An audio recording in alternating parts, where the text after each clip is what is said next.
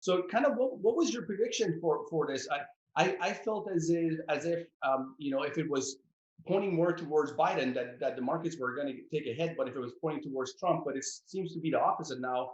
Especially if the Democrats get into power, there might be more impetus to have some stimulus going back and allowing it. But the issue is that now I believe the Congress, is it the Congress that's controlled by the Republicans now?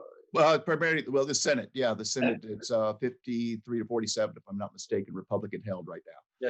Yes. Okay, so and that might slow down any kind of stimulus that the Democrats try to pump back into the economy. Or what is your take on in terms of stimulus? I think you're going to see it. I think too many people want it. If it's a Democrat-controlled Senate, I think the size could be $2 to $3 trillion. If it is more like it is today, where it's primarily a Republican-controlled Senate, it might be $1 trillion or less. It's going to happen. It just depends on who's actually kind of driving the bus, if you will. And in terms of what the market is doing, I mean, I will always remember, I believe it was November 8th, 2016. That was the last election.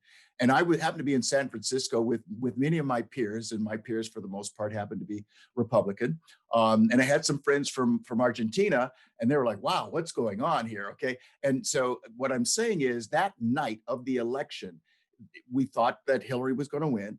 But then I'm looking at the futures for the market and I'm going, oh my God, the futures that night dropped 600, 700, 800, got to 1,000 points that was expected to open the next day. And so I'm texting my office going, okay, let's do, all right. And then we wake up in the morning and guess what? All the clouds went away and the market took off from that opening the very next morning. So that's why you have to be very agile as an investor.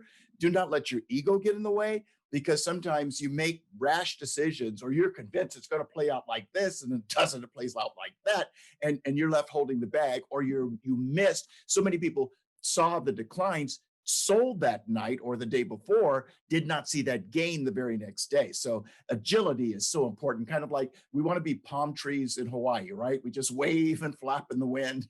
We might lose our fronds, but we're still intact, as opposed to be completely unrooted.